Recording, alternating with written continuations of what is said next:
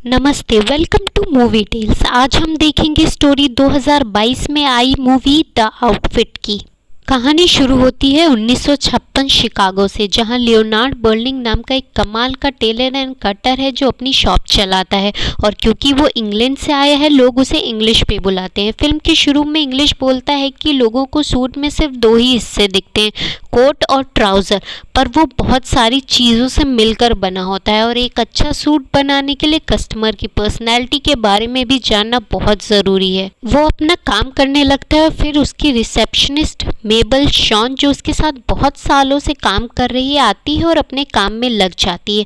हम देखते हैं कि इंग्लिश की शॉप में एक लॉकर है और कुछ लोग आते हैं और उसमें कुछ डालते हैं और चले जाते हैं, और इंग्लिश उनकी तरफ बिल्कुल भी ध्यान नहीं देता है और अपना काम करता रहता है।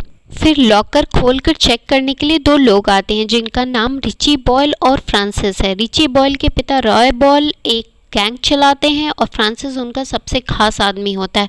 फ्रांसिस लॉकर खोलता है और रिची इंग्लिश से सूट के बारे में सवाल करने लगता है, और तभी फ्रांसिस उसे एक लिफाफा दिखाता है जिस पर एक खास सिंबल बना होता है, और रिची इंग्लिश को रूम से बाहर जाने को कहता है। इंग्लिश बाहर आता है और मेबल उससे कहती है कि वो ऐसे लोगों को शॉप में क्यों आने देता है। इस पे इंग्लिश कहता है कि सिर्फ शरीफों को शॉप में आने देंगे तो शॉप नहीं चलेगी, और शिकागो में उसका सबसे पहले कस्टमर रिची के पिता ही थे। मेबल इंग्लिश से पूछती है कि उसने शिकागो में ही शॉप क्यों खोली, क्योंकि वो शिकागो से दूर यूरोप जाना चाहती है, और वो इंग्लिश से इसके लिए सैलरी बढ़ाने को कहती है। तभी रिची और फ्रांसिस रूम से बाहर आते हैं और शॉप से चले जाते हैं। बाद में मेबल इंग्लिश की काम में मदद कर रही होती है और इंग्लिश उसे कहता है कि एक आदमी रोज शॉप में आता है और उसके बारे में पूछता है। इस पे मेबल कहती है वो एक घड़ी की दुकान पर काम करने वाले आदमी को डेट नहीं करना चाहती, वो सिर्फ यूरोप जाना चाहती है और एक अच्छी ज़िंदगी जीना चाहती। इंग्लिश उससे सहमत होता है और कहता है कि उसको एक शानदार जिंदगी का हक है। मेबल अपना काम खत्म करके शॉप से चली जाती है, पर इंग्लिश दुकान में रहकर अपना काम खत्म करके वहीं टेबल पे ही सो जाता है। तभी शॉप में किसी के आने की आवाज़ उसको सुनाई पड़ती है और उसकी आंख खुल जाती है। जब वो देखता है तो वो मेबल और रिची होते हैं। वो दोनों फ्रांसिस के बारे में बात करते हैं और रिची कहता है कि फ्रांसिस उसे बिल्कुल भी पसंद नहीं है और वो उसके पिता को हर समय भड़काता रहता है। और क्योंकि फ्रांसिस ने एक बार मिस्टर बॉयल की 6 गोलियां खा के जान बचाई थी, इसीलिए वो उसको बहुत मानते हैं। रिची कहता है कि फ्रांसिस को लगता है कि वो बेवकूफ़ और डरपोक है।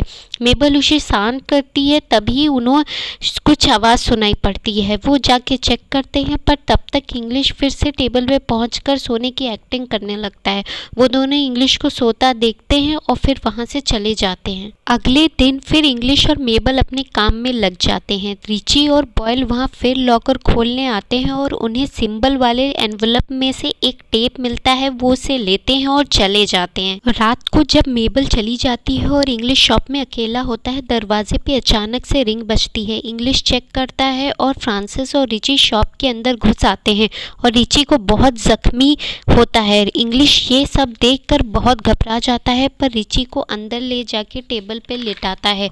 वो उसका विंटर कोट निकाल कर टांग देता है और उसका खून रोकने के लिए उसे कपड़े से दबाता है। तभी फ्रांसिस रॉय बॉयल को फ़ोन करने के लिए बाहर जाता है और बताता है कि एक दूसरे गैंग जिसका नाम ला फॉन्टेस है, उसने इन पर हमला कर दिया है और रिची को गोली लगी है। रॉय बॉयल दोनों को वहीं रुकने को कहते हैं क्योंकि बाहर खतरा होता है।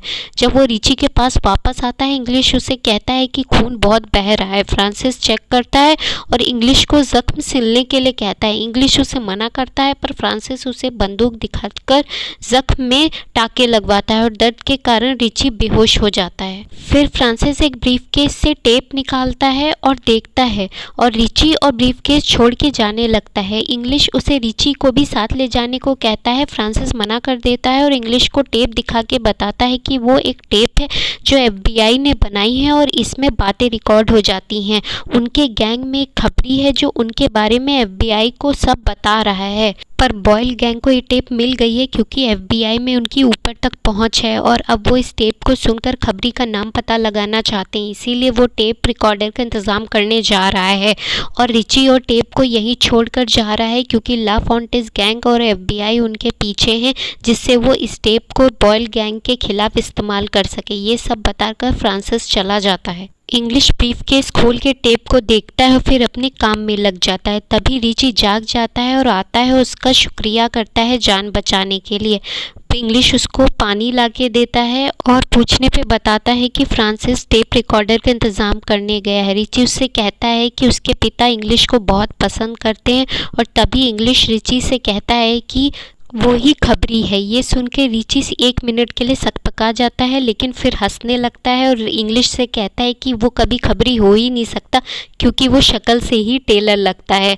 तभी रिची उससे पूछता है कि वो इंग्लैंड छोड़ के शिकागो क्यों आए और वो बताता है कि इंग्लैंड में हालात ख़राब थे जंग के बाद और लोगों के पास सूट सिलवाने के लिए पैसे नहीं थे, इसलिए वो ब्लू जीन्स पहनने लगे और वो शिकागो चला आया अपना काम बढ़ाने के लिए। फिर रिची फ्रांसिस का इंतज़ार करने लगता है पर देर होने पर उस पर शक करने लगता है। इंग्लिश उसे फ्रांसिस पे शक ना करने को कहता है क्योंकि वो वफादार है, पर इंग्लिश की बातें सुनकर रिची का फ्रांसिस पे शक और बढ़ जाता है। जब फ्रांसिस लौटता है और रिची के बारे में पूछता है तब इंग्लिश उसे कहता है कि रिची जग गया है पर उसकी दिमागी हालत ठीक नहीं है और वो टेप के साथ भी छेड़छाड़ कर रहा था। फ्रांसिस अंदर आता है और क्योंकि दोनों एक दूसरे पे शक कर रहे होते हैं, दोनों बहस करने लगते हैं और ब्रीफकेस के लिए लड़ने लगते हैं। पर तभी ब्रीफकेस गिर जाता है पर उसमें टेप नहीं होता। रिची को लगता है कि फ्रांसिस टेप लेके चला गया और फ्रांसिस को लगता है कि रिची ने टेप गायब कर दिया। रिची गोली चलाता है पर चूक जाता है। तभी फ्रांसिस बंदूक निकालकर रिची को गोली मार देता है और वो मर जाता है। फिर फ्रांसिस टेप ढूंढने लगता है और तभी रॉय बॉल वहाँ घंटी बजाते हैं। फ्रांसिस इंग्लिश को डरा के उसकी मदद से रिची की लाश एक बक्से में छुपा देता है और फर्श से खून साफ करने लगता है। इंग्लिश जाके गेट खोलता है और बॉयल अंदर आते हैं और फ्रांसिस को देख के खुश होते हैं। फिर रिची के बारे में पूछते हैं और फ्रांसिस उससे कहता है कि रिची टेप लेके खबरी का पता लगाने चला गया है। बॉयल उसे कहता है कि वो तो जख्मी था। इस पे फ्रांसिस कहता है कि रिची किसी की सुनता ही नहीं है। बॉयल को अजीब लगता है और वो फ़ोन लगा के अपने आदमियों से रिची को ढूंढने को कहता है और हर 15 मिनट में इन्फॉर्म करने को कहता है।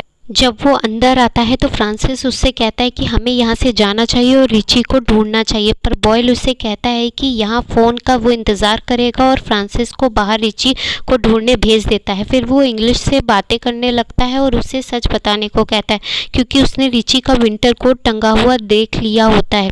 इंग्लिश से कहता है कि इतनी ठंड में कोई कैसे बिना कोट के ज़ख्मी हालत में बाहर जा सकता है। इंग्लिश उसे सच बताने ही वाला होता है कि फ्रांसिस मेबल को लेकर वापस आ जाता है और कहता है कि मेबल जानती है कि रिची कहाँ है, पर वो मना करती है। तभी बॉयल कहता है कि इंग्लिश उसे कुछ बताने वाला है, पर मेबल को देखकर इंग्लिश बॉयल के सामने कहता है कि फ्रांसिस ने ला फॉन्टिस से रिची की जान बचाई थी और फिर रिची यहाँ से चला गया।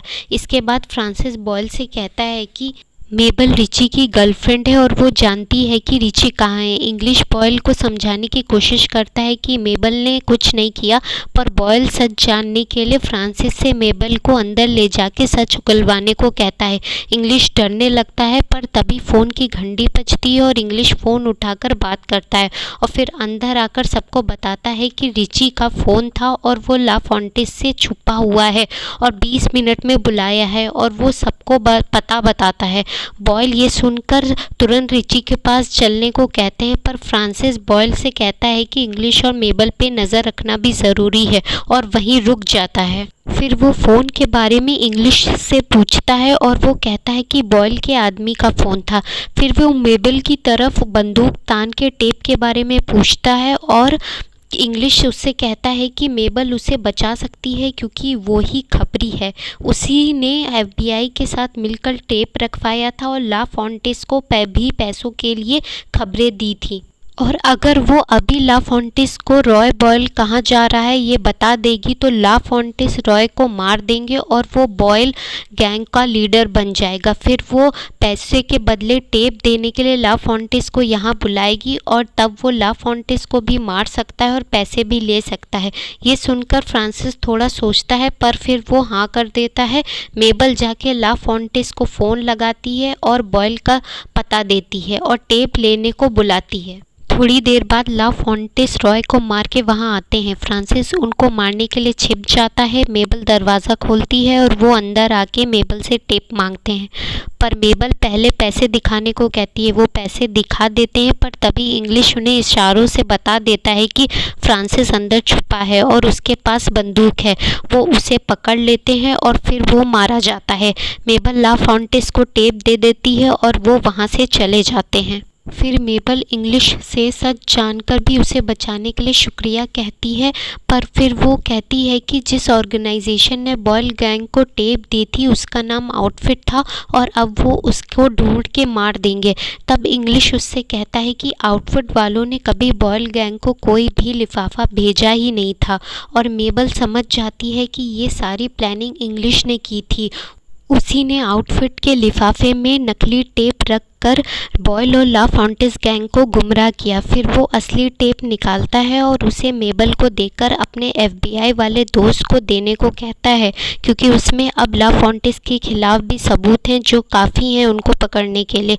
इंग्लिश मेबल को पैसे लेकर यूरोप जाकर इस नई ज़िंदगी को शुरू करने के लिए कहता है।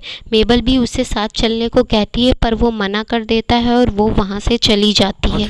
इंग्लिश वही सूट पहनता है जो वो इस सब घटना के बीच तैयार करता है और अपना सामान बांधता है। फिर वो शॉप में तेल डालकर उसे जला देता है पर तभी पीछे से फ्रांसिस उठ जाता है और उस पर गोली चलाता है पर फिर गोलियां ख़त्म हो जाती हैं और वो चाकू निकाल लेता है और इंग्लिश को मारने के लिए बढ़ता है। तभी इंग्लिश उससे कहता है कि पहले वो भी उसी की तरह था पर एक दिन उसकी गैंग ने उसे कुछ ऐसा करने को कहा जिसे वो नहीं कर सकता था, इसीलिए वो भाग गया और एक रो में छिप गया जहाँ उसे सूट बनाना सीखा और अपनी बीवी से मिला और अपनी शॉप भी खोली। उसकी एक बेटी भी थी पर फिर उसके गैंग वालों ने उसे ढूंढ लिया और उसकी शॉप को जला दिया जिसमें उसकी बीवी और बच्ची भी थी और इस सब से बचने के लिए वो यहाँ आया था और अच्छा इंसान बनना चाहता था। तभी फ्रांसिस उस पर हमला करता है पर वो अपनी कैंची से उसे मार देता है और अपना सामान उठाकर निकल जाता है एक नए शहर की ओर। If you like the video, do consider giving a thumbs up and subscribing the channel. Thanks for watching.